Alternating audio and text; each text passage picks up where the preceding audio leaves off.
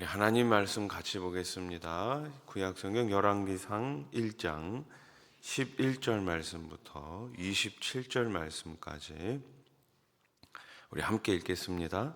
나단이 솔로몬의 어머니 밧사바에게 말하여 이르되 학기세 아들 아도니아가 왕이 되었음을 듣지 못하였나이까. 우리 주 다윗은 알지 못하시나이다.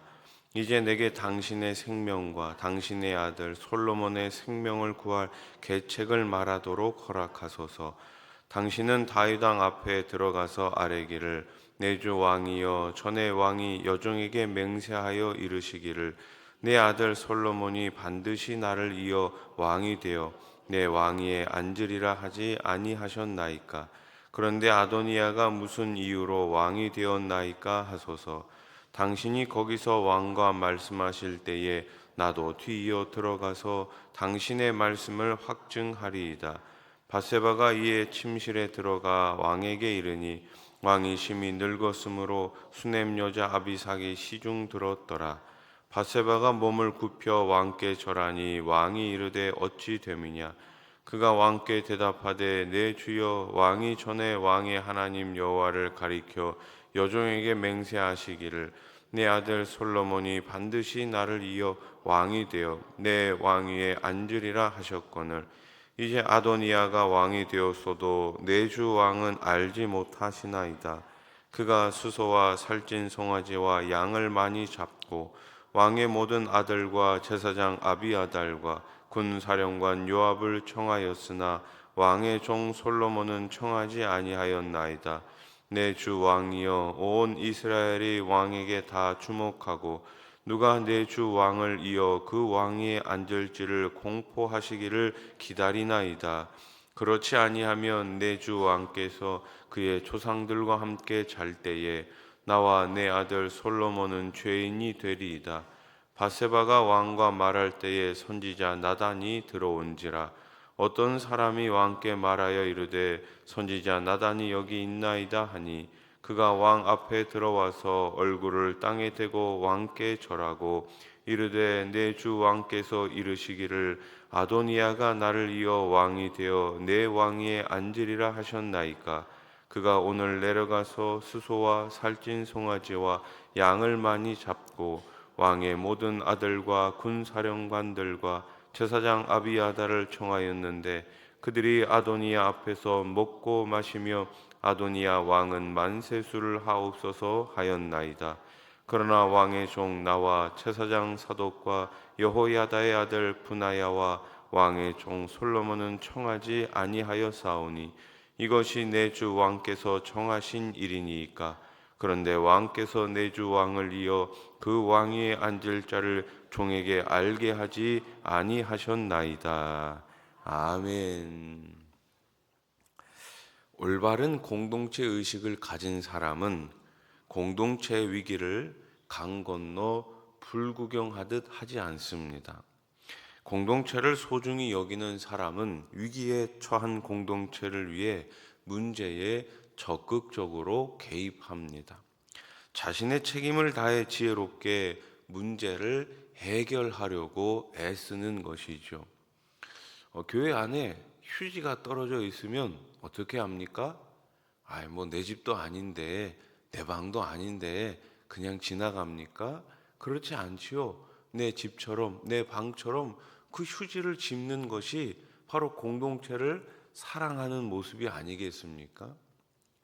다윗 왕국이 왕위 계승 문제로 어려움을 겪고 있을 때 선지자 나단은 적극적으로 이 문제에 개입합니다. 아도니아가 스스로 왕이 되고자 추종 세력을 모아 즉위식을 방불케 하는 잔치를 벌이자 나단은 이 사실을 누구에게 알립니까? 바로 밧세바에게 알립니다. 자, 11절 말씀을 다시 보세요. 나단이 솔로몬의 어머니 밧세바에게 말하여 이르되 학기세 아들 아도니아가 왕이 되었음을 듣지 못하였나이까. 우리 주 다윗은 알지 못하시나이다. 아멘. 나단은 일전에 다윗이 밧세바에게 솔로몬이 자신의 뒤를 이어 왕이 될 것이라고 했던 약속을 듣게 됩니다. 13절 말씀, 당신은 다윗 왕 앞에 들어가서 아뢰기를 내 주 왕이여 전의 왕이 여종에게 맹세하여 이르시기를 내 아들 솔로몬이 반드시 나를 이어 왕이 되어 내 왕위에 앉으리라 하지 아니하셨나이까. 그런데 아도니아가 무슨 이유로 왕이 되었나이까 하소서. 아멘. 그래서 나단은 지금 누구를 돕고 있는 거예요? 이 밧세바를 돕고 있는 거예요. 나단은 노쇠해진 다윗이 판단력이 흐려져 그릇된 선택, 잘못된 선택을 하지 않도록 옆에서 적극적으로 돕게 된 것입니다. 성도된 우리도 하나님의 이 약속의 말씀을 붙들고 그 약속이 이행을 위해 이 약속이 이루어질 수 있도록 언제든지 노력해야 하는 것입니다. 나단은 나라가 왕위 계승 문제로 혼란에 휩싸이지 않도록 적극적으로 개입해 문제를 해결하려고 합니다. 그에게는 나라를 위한 선한 마음과 좋은 전략을 가지고 있었습니다. 그래서 밧세바가 다윗을 독대할 때 자연스럽게 들어가 말로써 밧세바를 지원하지요. 14절 말씀 같이 한번 읽어봅시다. 시작. 당신이 거기서 왕과 말씀하실 때에 나도 뒤이어 들어가서 당신의 말씀을 확증하리이다. 아멘.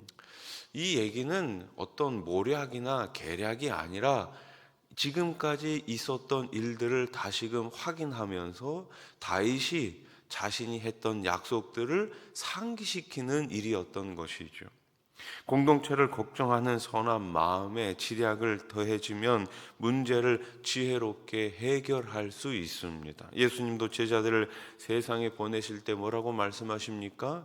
비둘기처럼 순결하되 뱀처럼 지혜로울 것을 말씀하셨습니다. 성도는 이 세상에 휘둘리는 사람들이 아니라 하나님의 지혜로 이 세상을 흔드는 사람들이 되어야 합니다.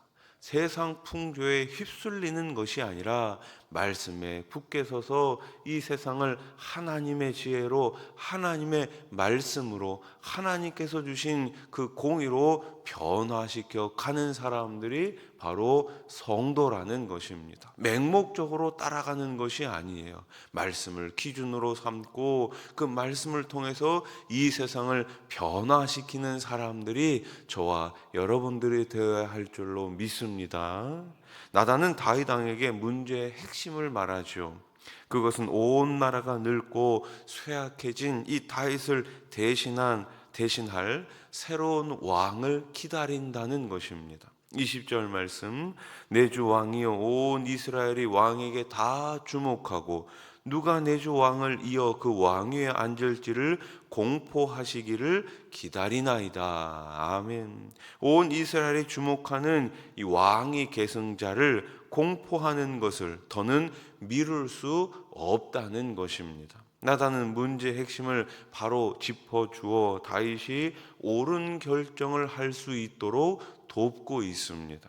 우리의 행동을 결정하는 근거는 이처럼 하나님의 말씀이어야 합니다.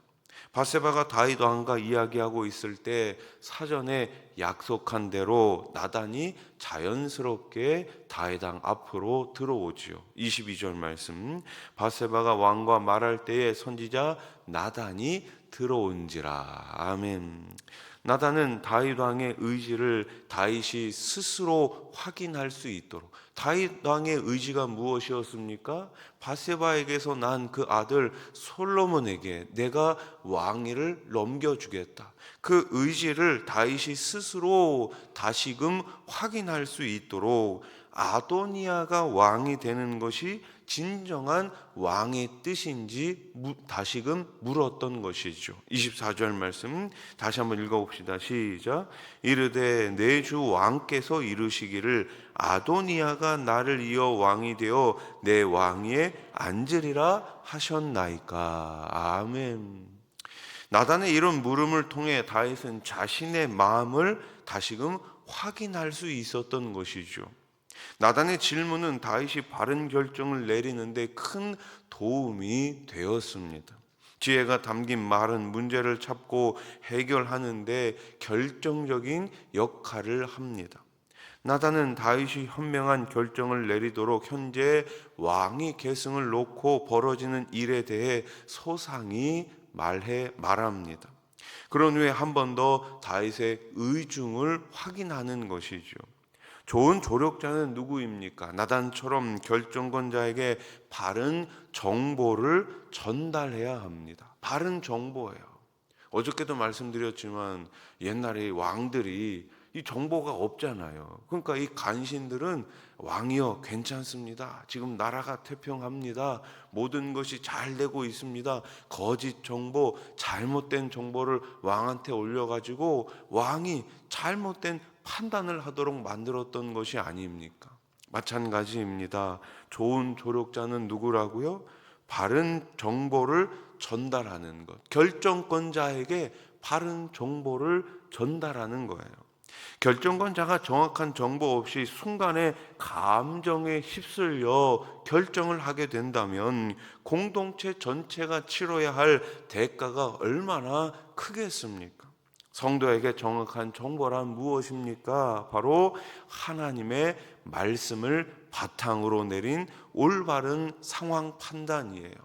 그래서 우리는 언제든지 기준이 인간의 감정이 아니라 사람의 말들이 아니라 하나님의 말씀이어야 할 줄로 믿습니다.